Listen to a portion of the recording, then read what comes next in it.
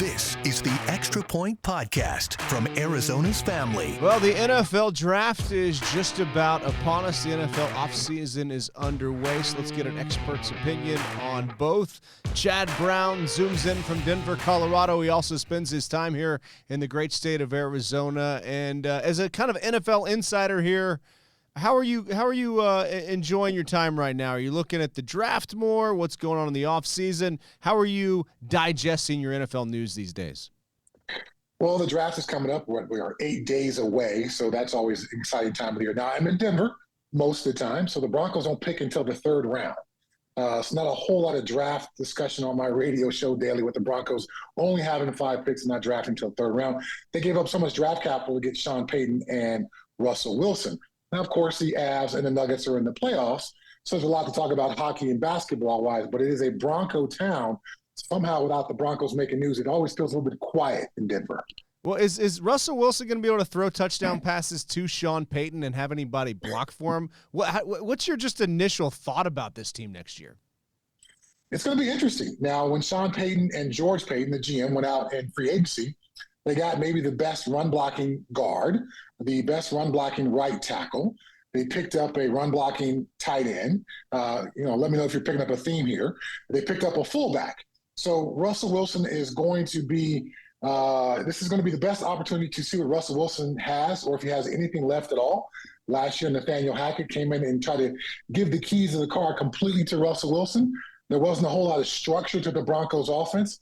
Sean Payton comes in. He wants to have Russell Wilson. It's often similar to what Russell Wilson had in Seattle, where they play good defense, they run the ball, and set up Russell Wilson for play-action passes. So I don't think it's going to be Russell Wilson throwing the ball 40-plus times a ball game. It's going to be a lot more balanced with Sean Payton. Everyone is expecting Sean Payton to bring in the offense he ran with Drew Brees, but Russell Wilson is not Drew Brees. They are both short quarterbacks, but they possess different skill sets. So it's going to be a lot more balance out here in Denver. So he doesn't have the keys necessarily. Does Russell Wilson still have his own office in the Broncos facility? Do you know that? He has Sean Payton has removed Russell Wilson's office, and he has taken away Russell Wilson's team from being in the facility during work hours. I did an internship in Seattle when Russell Wilson was there. And when the Broncos traded and got Russell Wilson, I was warning my viewers and listeners, there's a lot of slippery slope that comes with this guy and the office and the team and the social media and all that stuff. And people were accusing him of being a Russell Wilson hater.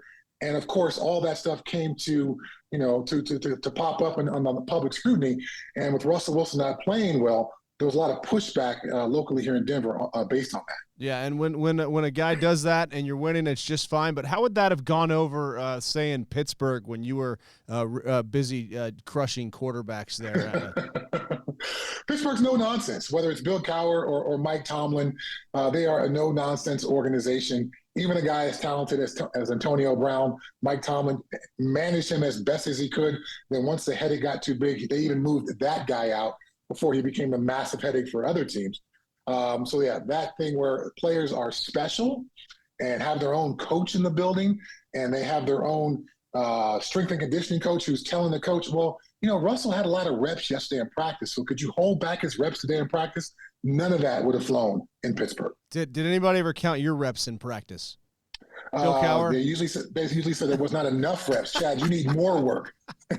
Well, I tell you what, this guy Will Anderson from Alabama, I watch him rush the passer, and that's why I was excited to have you on when you became available, because I remember you coming off the edge, and I watched this guy, and he's kind of the guy that's tabbed for the Cardinals there at 3. Now, if it's to be believed, there won't be a run on quarterbacks. Maybe he's gone early. But when you watch 31 from Alabama and put on the tape, what do you see there from him? I see a very polished edge defender. He was a top 50 recruit out of high school, goes to Alabama, is coached maybe by the greatest defensive coach in all of college football, Nick Saban. Found ways to get better almost every single year. He's much bigger than I was coming out of college. He's about 250-plus pounds. I was barely 230 when I showed up to the Pittsburgh Steelers. So bigger, stronger, faster than I was. And coming into the NFL, he already possesses a multifaceted pass rush skill set. I tried to beat people with my speed, and then as time went along in the NFL, I picked up and learned other moves from guys like Kevin Green, my teammate in Pittsburgh. He already comes into the NFL with a full repertoire of pass rush moves. How high do you pick a pass rusher now? We know running backs typically don't go until later because you put some miles on their tires in 3 years, and it just seems like you don't pay a running back anymore. Where would you draft a pass rusher? I think pass rusher is a top 5 position. Depending on where you are as a team, the top 5 positions are quarterback, offensive tackle, and pass rusher. Maybe a generational cornerback can slip in there, but that's pretty rare. Those 3 positions usually take up a bulk of the top 5 almost every single season. And when you look at the draft, if I don't know if we have Chad Brown's mock draft out, there's like a million mock. Do you have your own mock draft, by the way? I do not do a mock draft. I have a standing bet every single year with my big group of friends. If you can predict the top 5 draft picks to the correct teams, just the top 5. And I've had this bet going for almost 10 years, and no one has won that bet yet. So I'm not even sure what would be the point of doing a mock draft when we can't even get the first 5 picks correct. Where were you mock drafted, by the way? I was late first round, early second round. I went the 44th pick in the draft pretty early in the second round. There were some teams who were interested in me in the first round, namely the San Francisco 49ers, but a guy who they thought would go earlier in the draft fell to them. I think they had maybe the 24th pick or something like that. So I slid back to the Steelers, and I have no regrets about that at all. As much as I would have loved to have that first round money, to be a Pittsburgh Steeler with Kevin Green and Greg Lloyd and Rod Woodson and Dick LeBeau and Marvin Lewis and all the amazing coaches and players in that locker room, it was the perfect situation for me to go into the NFL. Oh, the Blitzburg defense. Those were some, there you go. Man, you guys crushed quarterbacks. So who do you see that's generational in this year's draft? Do you see any quarterbacks there? Do you think there is that thought to be believed that there might not be a run on quarterbacks right out of the gate? Generational quarterbacks, I don't believe so. There's not an Andrew Luck. There's not a Trevor Lawrence. There's not a Peyton Manning in this draft. I don't think so. I think Bryce Young is the best and most polished of the group. I actually went to high school with Bryce's mom. She dated our tailback on our football team. So I know he comes from some quite athletic bloodlines. But the size thing is always going to be an issue for Bryce Young. Maybe not playing the quarterback position, but to have the durability that we expect of NFL quarterbacks. Your job is not to be available on Sunday. Your job is to be available every single Sunday. And for a guy of his size, we saw what happened to Tua last year. Tua could not, deal with the massive defensive lineman hitting him and keeping himself safe.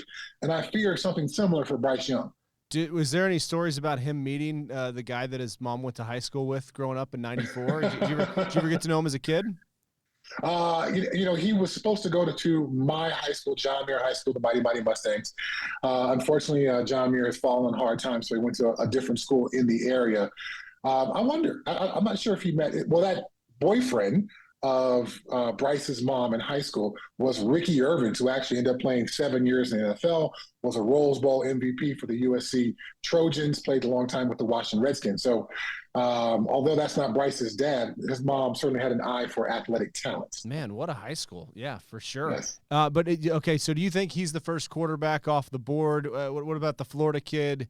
How do you even handicap the position of quarterback anymore when it comes to building around a quarterback? Because you have to have the franchise quarterback to compete, right? I think you do need a franchise quarterback. Can you get by with the Seattle model of playing great defense and having a powerful running game and ask your quarterback just not to blow the game and complete an occasional play action pass down the field like they did with Russell Wilson early in his career? Seattle certainly had a lot of success with that.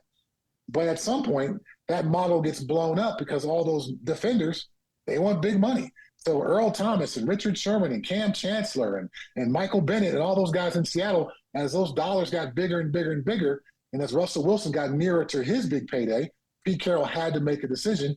He decided to go with the quarterback and not the defense, and they haven't had a Super Bowl victory since. I think Pete Carroll's going to try to reinvent that formula again here with Geno Smith. Now they got him under contract for a decent figure.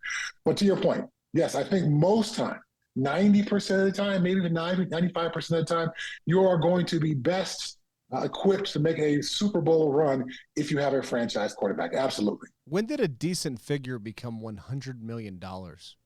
The money in the NFL is absolutely bananas. I have had many conversations with Jim and Marsha Brown.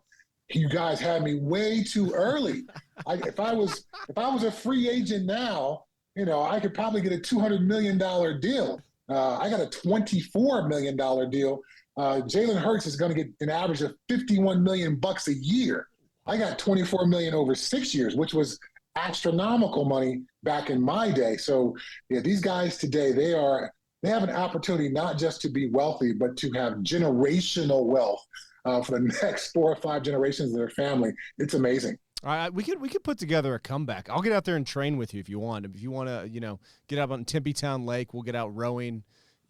I mean, I think it's worth it just to try to capture one more of those paychecks.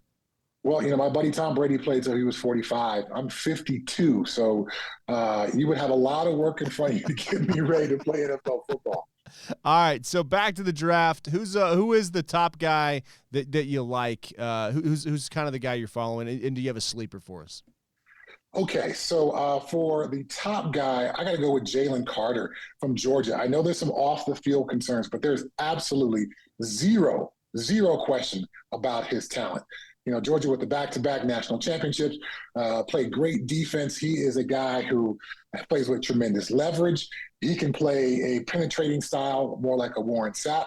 He can also take care of those offensive linemen and keep the linebackers free. So there's such a varied skill set with him that I think, up until these off-the-field issues cropped up, which I think can be a concern, he was almost considered the best player in the draft. At this point, I think he's still considered the best player, but maybe not the best prospect because of the car accident, the poor showing at his personal workout, being overweight at the combine, things like that. I think he needs to find the right situation, maybe a situation like Seattle, where Pete Carroll is really good at dealing with guys who maybe have some off-the-field issues or quirky personalities from those guys I mentioned earlier, and getting those guys to have their heads on straight and play great football. Well, when it comes to off-the-field issues inside an NFL locker room, how much can those weigh a team down if not handled properly? They can weigh it quite a bit because it becomes a distraction. If the off-the-field issues are in the public eye, now everyone in the locker room gets asked about that. Well, what about Chad? What about Chad's availability for Sunday? Is he going to be suspended? How long is he going to be suspended? How do you get by without Chad if he's going to be suspended? He's the best player on your defense. Yeah, and typically, those guys who have those difficult personalities, they like to bring some more guys with them. Every roster I've ever been on, there's always those bottom 5 guys in the roster, maybe not from a skill perspective, but from an attitude perspective. And they are just looking to hitch their wagon to somebody who's got a bad influence. So that's why I think for Jalen Carter, he's got to find the right situation and the right coach who can kind of coach him up past some of this immaturity so he can be the player that his talent deserves, because the skill set is tremendous. And I do wonder, it's such a sad situation there with the deaths in the car accident, if that has kind of weighed him down, and there is some mental struggles there that he has to get by, and that might be an issue. But moving on, I did want to get your sleeper. Is there anybody, in the third round, any running backs out there, anybody that you're kind of thinking, oh man, if this guy gets drafted, if he ends up with X team, this is going to be the steal of the draft? I got to go linebacker because, I played linebacker, and I called a number of this guy's games at Wisconsin. Nick Herbig, he's a bit undersized, 6'2", barely 230. He played the edge at Wisconsin, but he's obviously too small to play the edge in the NFL. But he's got a tremendous skill set where he can play on the ball as an edge guy. He can play off the ball. He can cover well. He's got a number of passes broken up. He's got good coverage skills. In some ways, he reminds me of me coming out of college. My first 2 years at Colorado, I was an inside linebacker. My last 2 years, I was an outside linebacker. I go to Pittsburgh. They signed Kevin Green a couple of days before the draft. So they're still scouting me, looking at me first initially as an outside linebacker, but they get Kevin Green. So they say, well, can you play inside linebacker? And I tell Coach Cowher, I can punt if you want me to. I'll do whatever you want me to do. So this guy reminds me of me coming out of college with that very varied skill sets, where it's going to be the right team that's either going to find the perfect position for him or the right team and a defensive coordinator who's going to be able to take advantage of his versatility and use him as a Swiss Army knife. Awesome. All right, so Arizona Cardinals, you spent some time in Arizona. What's the perception right now? Buda Baker's asking for a trade. Michael Bidwell's under the microscope. It's kind of depressing. We're hoping these new uniforms tomorrow. We're hoping they're good, because if they're not good, that's just going to be, oh, man. What's the national perception right now of the Cardinals? Wow, the Cardinals are I won't call them quite a dumpster fire, but it's a very smelly dumpster over there in Arizona. The ownership issue. You got the former GM talking about he's going to be exposed for all his lies. There's all the doubts about Kyler Murray that existed before the knee injury. Now there's the doubts about recovering from the injury, and plus the continued doubts about his quarterback playing skill set. And then there's just such a deep list of needs for this team: defensive end, edge, running back, tight end, guard, center, cornerback, wide receiver. The Cardinals can pick almost anybody in the draft, and that guy would have an opportunity to fill a need for them. It's not just a small, isolated number of positions. The entire roster needs upgrading. So do you play Kyler Murray at all next year, or do you have him sit out after the knee injury and try to stockpile back-to-back top 5 picks? Ooh, gosh, I'm not sure who the quarterback or who would be the best player. So who would you be tanking for? There's always those slogans. Or do you go Caleb Williams? I mean, there's a lot. I mean, I don't know that you can trade. Do you think you can trade Kyler Murray in his contract right now? I don't think so. As desperate of a quarterback league as there is, a top of the market contract for a player who is yet to be proven he can be consistently available and play at a consistent high level, and also play at a level in the biggest games. Kyler Murray tends to shrink up in the biggest games. So I'm not sure if there's going to be a club that'd be willing to do that. I think you hopefully get Kyler Murray healthy at some point during the season. You bring him back when he's completely healthy, so you can ensure not any further injury. But they've got to find a way just to build up a solid roster of players around him. They don't need to make any big splashy moves. They just need to build up some good football players. I mean, the old adage has always been more games are lost than are won. So if you can get some good football players, they don't have to be 9s out of 10s. They can be 7s. And you can win with 7s. As long as those 7s are consistent and they don't ever play bad football. Eliminate the bad football, bring in some solid players, and then begin to build off of that. Buda Baker, DeAndre Hopkins, which one do you think will be traded first from the Arizona Cardinals? Or is there a chance that both guys would still be on the roster on opening day? I don't think so. With the draft coming up and the league becoming more and more trade friendly, for the Cardinals to kind of press the reset button, I think they try to find ways to move both those guys. Buda Baker is obviously one of the better safeties in the league, a great in-the-box guy. I do have concerns about the long-term durability to play the style that he plays at his smaller size. It gives me some concerns. And for DeAndre Hopkins, missing 6 games last year with the suspension, and at what is he, 30 plus, 31, 32? How old is he? 31, about to be 32. Yeah. There we go. Getting on a little bit long in tooth for an NFL player, particularly at a position that requires such dynamic footwork and speed and things like that. I think there may be the right trade partner. He's going to have to bring his salary number down to make that happen.